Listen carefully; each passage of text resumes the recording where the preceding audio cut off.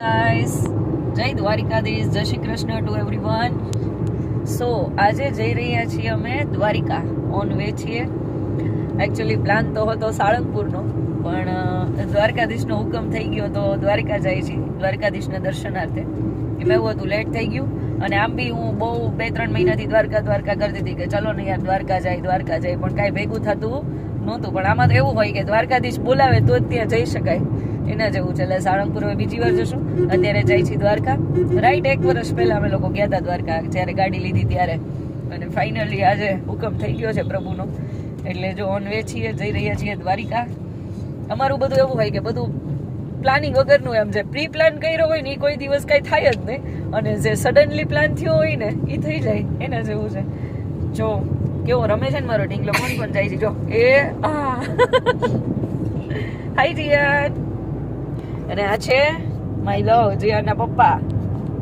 ચલો, સો આગળ બહુ બધી મજા આવશે, કન્ટિન્યુ રહેજો. ગોમતી ઘાટ પર આપણે દીવા મૂકશું, દ્વારકાધીશના દર્શન કરશું. બ્રિજ બહેનો પછી હું એકચ્યુઅલી ગયા જ નથી ત્યાં, સો એનો બી વિડીયો મસ્ત આપણે લેશું. અને તમે બધા બી આમાં દર્શન કરજો વ્લોગમાં. ચલો, સો મળીએ, કન્ટિન્યુ રહેજો. જય દ્વારિકાધીશ.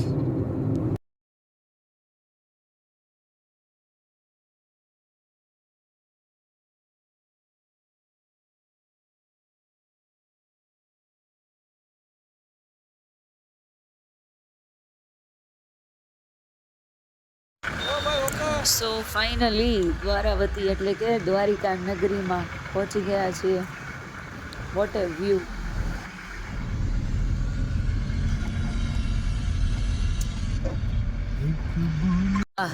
જય દ્વારિકાધીશ.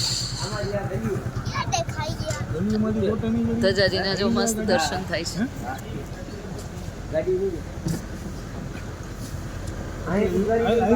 કેવી લહેરાઈ છે પ્રભુની ધજા. હેલો, જય દ્વારકાધીશ બધાને. સો ફાઇનલી દ્વારકા મસ્ત આરામથી મોજ કરતા કરતા પહોંચી ગયા છીએ.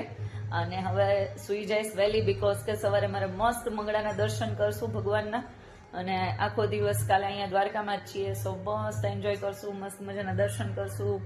સો ચલો, હું સુઈ જાઉં અત્યારે વહેલી, અને સવારે હજી મંગળાના દર્શન કરવા જવાના છે બધાને.